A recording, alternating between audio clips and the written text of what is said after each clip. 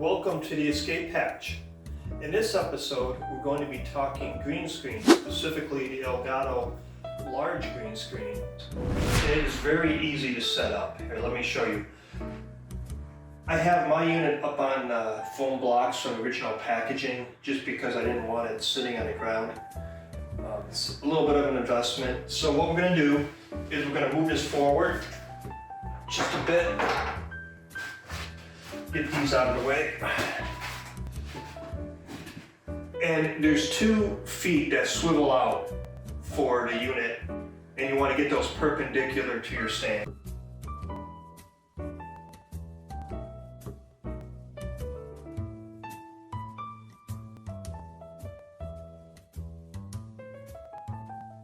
The thing we do is I released this pole when I was moving it, but it just basically snaps in and out.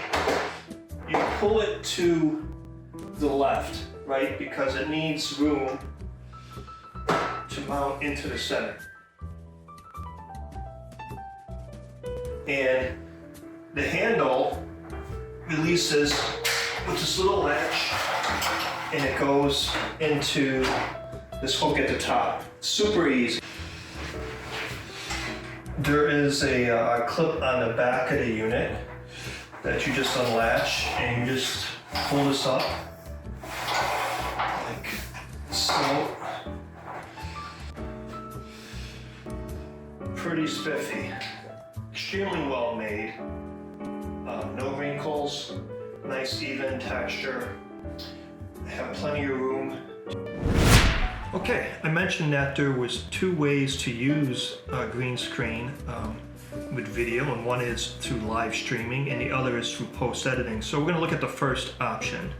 In order to get that done, you're going to need software that does that in real time. And there are a couple great options, and both are open source and they're free to download. We're going to be looking at OBS Studio, which it stands for Open Broadcaster Software. And the second is Streamlabs. Now, incidentally, I'm running both, one to screen capture tool set of the other.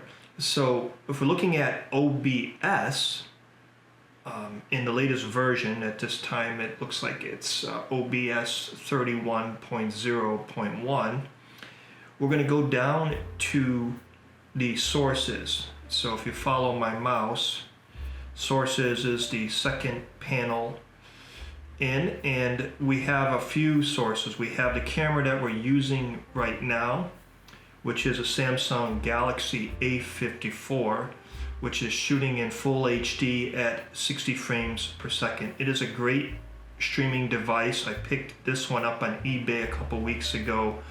It's locked with the network, but all I needed was the camera, because I'll show you the difference between the quality of this device used through another application called DroidCam and the kind of out-of-the-box webcam that I typically like use for business meetings and such. And we have a condenser mic which is pulling in the audio source, and then we have an image and the older webcam. So OBS is an amazing piece of software that lets you layer in multiple devices and monitor, kind of split screen things if you're gaming. Let's look at filters, which is right above. And you can see I already have a chroma key in here. So we'll turn that on and we'll look at a few of the settings. What it does is it knocks out similar colors to that green. And my lighting is not 100% professional, but it's pretty good. I mean, you get a little bit of static on the end there. And if we click on that, we can see that our color key type is set to green. Now, there are other ones that work. There are blue and magenta and custom colors for different applications. And you have a variety of settings in here. Typically, because I'm happy with the Samsung output, I don't mess with these. But this might be one that you might want to look at if you have a smaller green screen that's right behind your chair and you're getting green along the edges. You can adjust that back and forth to knock that out. Okay, so we hit that, and wow, I'm in the mountains. How do we do that? Well, the way it works is because these sources are in layers, it goes, it knocks out the green and it goes transparent to the layer below it. So if we had multiple things, it would show multiple things, or in this case, we just have this mountain office. Now, this is fun. Check out the difference between this Samsung and the Amazon webcam that I started with. Take that out. I'm still here, don't worry. You come back and you can see the pixels are a lot softer. You got some problems with green bleeding through. You know, even though that's an HD webcam, it can't pick up those nuances. DroidCam works pretty well with OBS. To use it, you're going to need two components, and that is the phone app and the desktop app. You can get the mobile app from either the Apple or Google Play Store, and the desktop apps right off their website.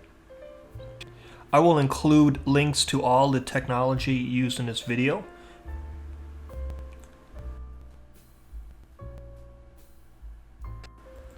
I hope you enjoyed this edition of the Escape Hatch. If you have any questions or comments, please leave them below as always. And if you like this material, like and subscribe. We'll see you next time.